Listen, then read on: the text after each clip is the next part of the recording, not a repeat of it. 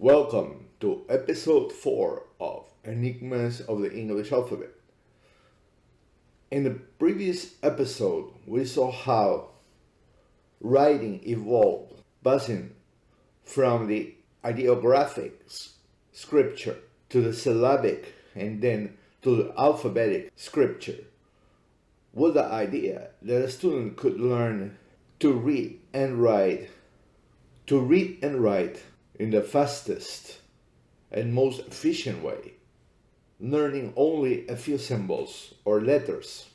In this episode, we're going to review how the Latin alphabet was a major evolution in this context. We will see the engineering of the Latin alphabet. The reason why we are going to review this is that these concepts were used in Old English, which was a regular language. In other words, it was read and written following the rules of the Latin alphabet. In addition to this, more than 85% of the words in modern English come from Latin, although they were incorporated later in its evolution. Let's see how the Latin alphabet standardized the sounds of the letters of the alphabet, how it evolved as a way to represent the sounds of words in a consistent way, with one symbol representing one sound, or one letter representing one sound. It was a way to learn to read and write in a faster way compared to the syllabic and ideographic systems.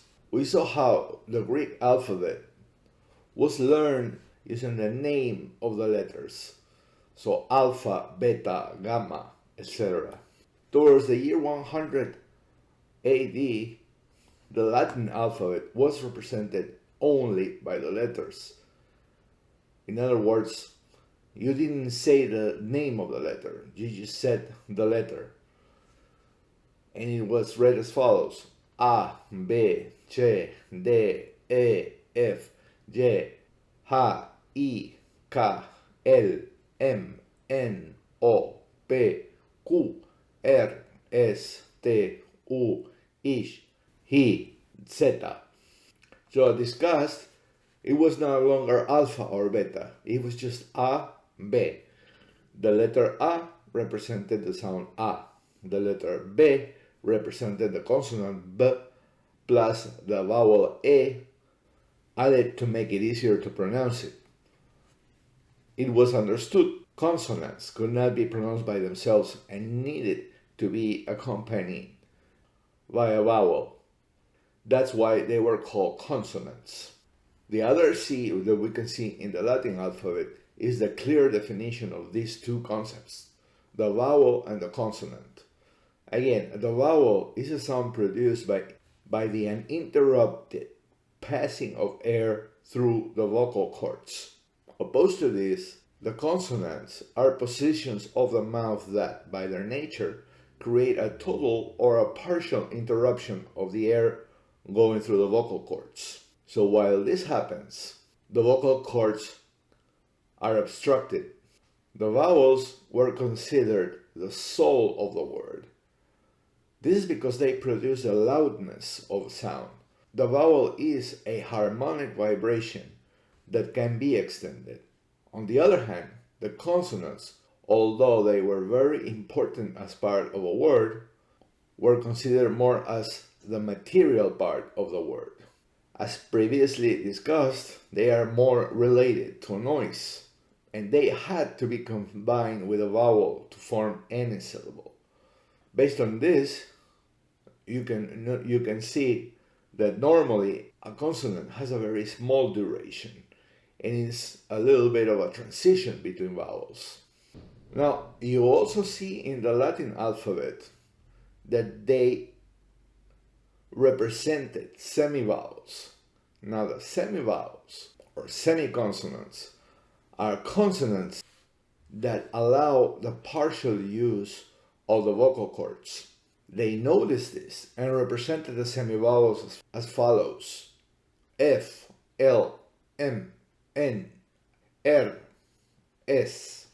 The Latin scribe understood that these semivowels or semiconsonants were different types of sounds.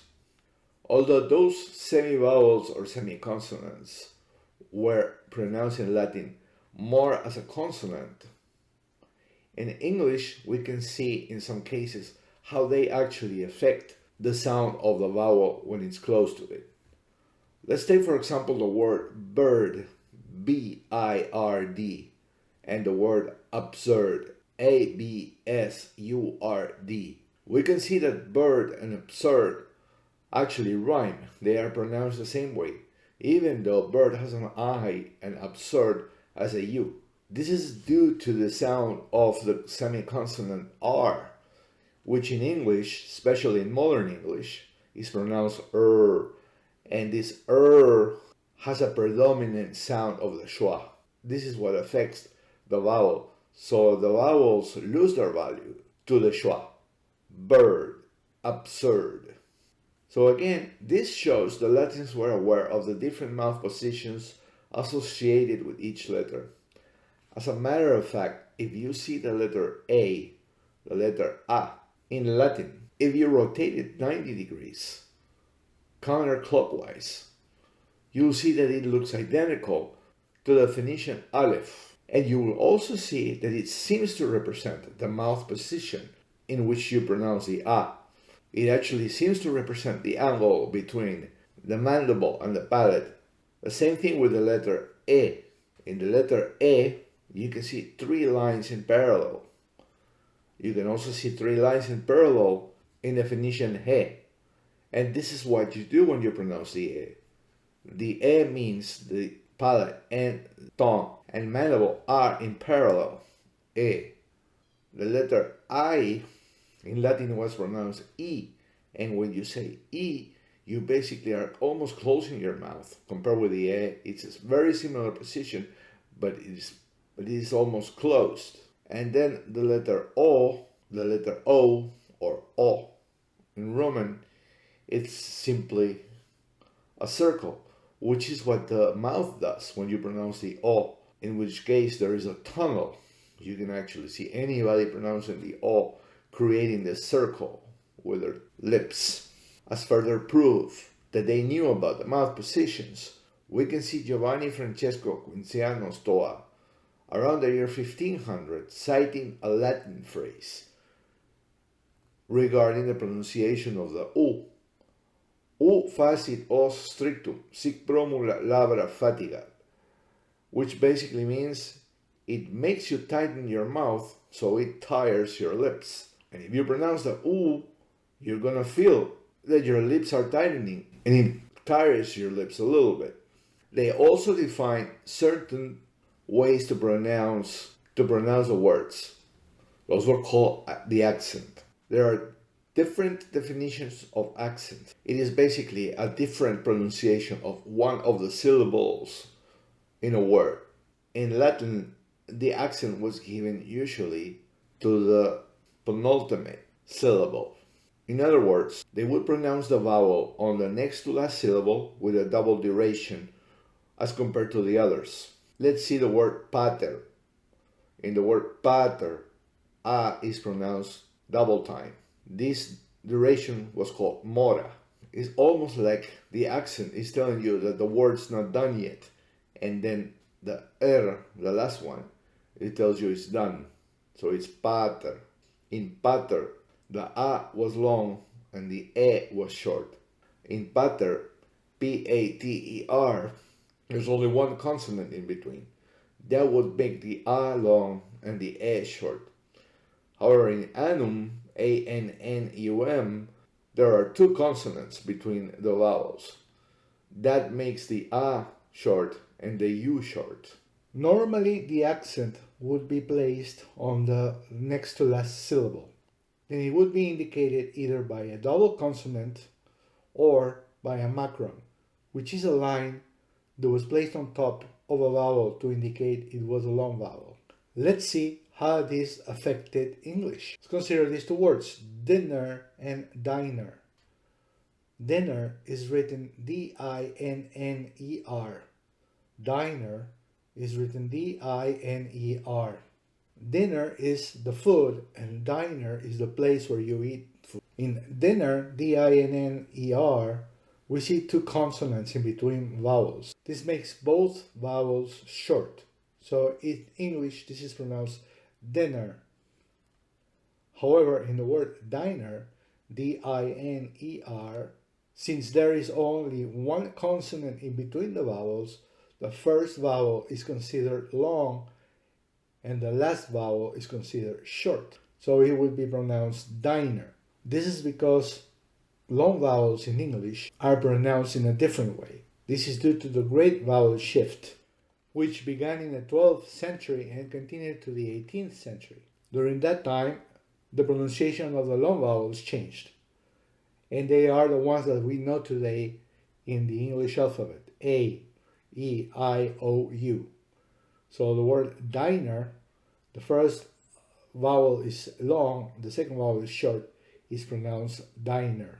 But the original concept of the long and the short vowel comes from Old Latin. So now that we learned the Latin alphabet, an idea about accents, let's try to read some common Latin phrases. Carpe diem, caveat emptor, cogito, ergo sum, incogito, C-O-G-I-T-O, the I is long, but in Latin it's not pronounced like in English. Again, it's just pronounced a little longer. So it's cogito, ergo sum. Ipso facto, mea culpa. As you can see, it's easy to read Latin phrases even if you don't really understand what they mean. In conclusion, in this episode, we have seen how the Latin alphabet was a step forward in the evolution of spelling. The Latin scribe standardized the sounds represented in his alphabet and understood the mechanics of the pronunciation of each letter. This provided an easy method to learn and to represent in writing the sounds of language in a consistent way. Most Western languages, including English, follow the main techniques of the Latin alphabet. Latin remained as a scientific language in Europe until the 17th century.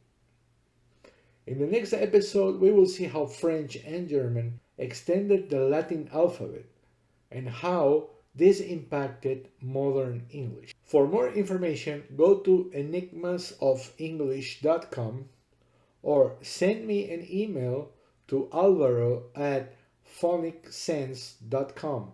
That's Alvaro, A-L-V-A-R-O, at phonicsense, PHONICSENSE.com. Thank you.